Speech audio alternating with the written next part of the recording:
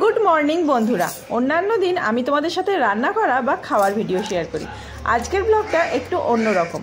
আমি আছি কেরালায়, আর এখানে আমি সব সময় বেশিরভাগ সময়টাই একা একা থাকি, কারণ বর তো কাজে বেরিয়ে গেছে সকাল সকাল। ও আসবে বিকালের পরে, তখন ওর সাথে অনেক মজা হয়। কিন্তু সকালে ভাবলাম তোমাদের সাথে আশেপাশের ওয়েদারটা একটু শেয়ার করি। আমাদের উল্টো দিকে যে বাড়িটি আছে সেই বাড়িটা খুব সুন্দর, আমার তো খুবই পছন্দ। আমি ওকে বলি যেদিনকে আমি বড়লোক সব সেই দিনকে ওরকম একটা বাড়ি বানাবো, ঠিক আছে? তো এই দেখো এখানে জামাকাপড় মেলা হয়ে রয়েছে বারান্দায় আমাদের।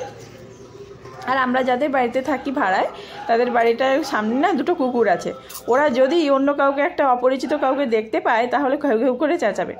আর এখানে সব বাড়িগুলি খুব সুন্দর, আমাদের ওখানকার থেকে অনেক সুন্দর। আমি তো বাইরে বেরোলে খালি হাঁ করে দেখি যে এই বাড়িটা দেখি, ওই বাড়িটা দেখি।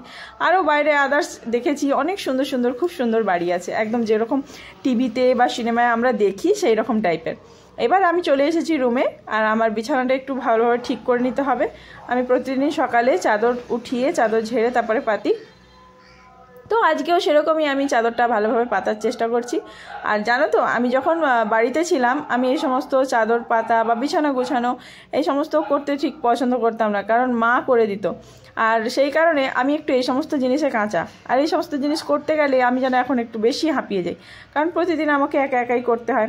স্বাভাবিক ব্যাপার, প্রত্যেকটা মেয়েই প্রথমে যখন নিজের বাড়িতে থাকে তখন কোনো কিছুই যেন করতে পারে না। কিন্তু কি আজব সৃষ্টি ভগবানের, মানে এটা একটা প্রকৃতির নিয়ম। সে আপনা আপ নিজের অভ্যাসেই সমস্ত কিছু করতে শিখে যায়।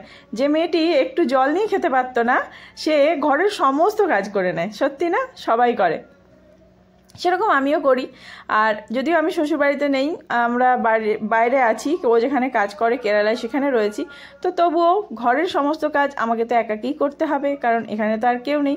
বাড়িতে তবুও আমার শাশুড়ি মা অনেক ভালো ছিল, মানে অনেকটা মা যেরকম হেল্প করে দিত সেরকম সমস্ত কিছুই প্রায় করে দেওয়ার চেষ্টা করতো। তবুও আমি অনেক কিছু বাড়িতে গিয়ে শিখেছি। তো যাই হোক, বিছানাটা আমি আমার মতন করে ঠিক করার চেষ্টা করছি, বাট ঠিক হচ্ছে না।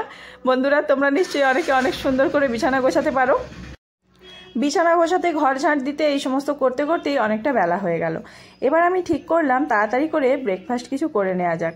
আর এখানে জানো তো, মুড়ি পাওয়া যায় না। আমরা যেরকম ঘরে যখন ছিলাম, আমাদের ওয়েস্ট বেঙ্গলে বেশিরভাগ অনেকেই মানে সকালবেলায় মুড়ি খেয়ে থাকে, তো আমরা তো খেতাম।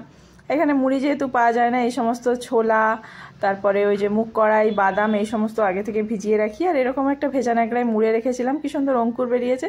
এইটা খাওয়া খুবই উপকার শরীরের জন্য। আর এই দেখো, এখানে বর মাছ নিয়ে এসেছিল, কালকে রাত্রে এই মাছগুলো বাছা হয়েছিল, আর মাছগুলো ভেজে রাখা হয়েছে, সেটা রান্না করা হবে।